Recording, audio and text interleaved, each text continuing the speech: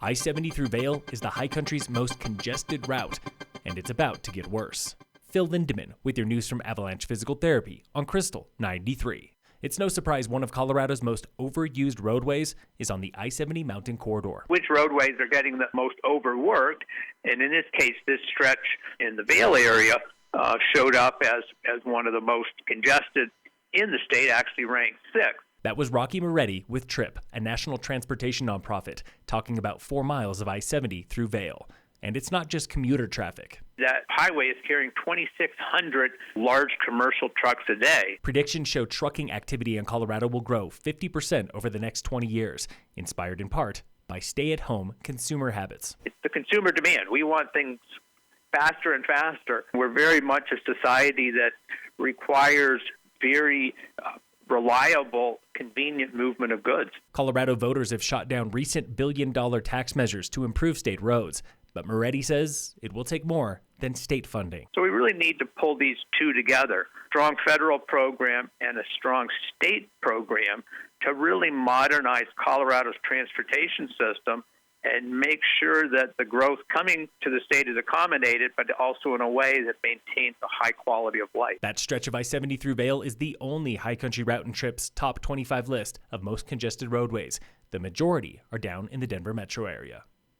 When former Summit Sheriff's Deputy Wendy Kemple learned authorities had arrested a suspect in a 39-year-old hitchhiker murder case, she could hardly contain her emotion. It's a relief to have this done and to have an arrest and give closure to families, because these cases get into you and you can't let it go. Kemple spoke at a press conference yesterday where reporters wanted to know, do police think the suspect, Alan Lee Phillips of Clear Creek County, committed other murders?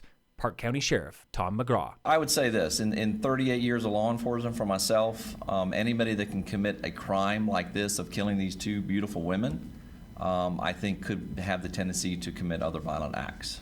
But we're following up on everything, and that will be down the road. We'll see where that goes. Phillips is charged in Park County, where the women were found dead in 1982.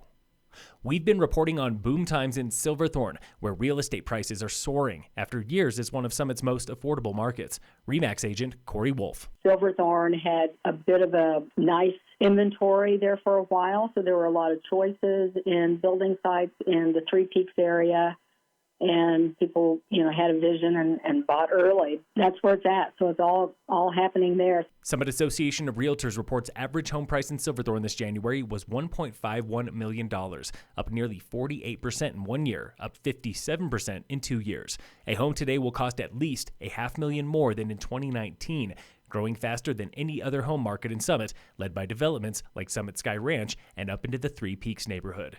Even the condo market's booming up north, swelling 58% in 2 years. Drink beer, do good this month with HC3's collaboration at 5 local breweries. Spokeswoman Lisa Hankey. Angry James, Baker's Brewery, Highside, Outer Range, and then Pug Ryan's. They are each featuring one beer, and then $1 of each beer sold. It's like a self-guided beer tour that supports local conservation all month long. Proceeds from these partner beer sales go to HC3's local programs like recycling, solar power, and food scrap collection. In sports, the Nuggets play the Pacers tonight at 6.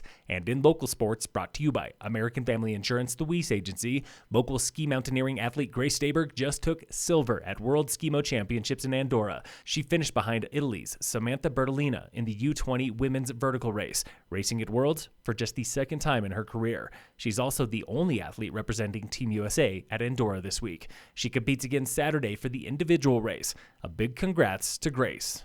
And tomorrow is a big day for Summit High Sports with regionals for wrestling and leagues for girls swimming and diving. The state Nordic ski meet is Saturday at Gold Run Nordic in Breck. The Nordic Center will be closed all day to the public Saturday. Phil Lindemann with your news from Avalanche Physical Therapy on Krystal 93.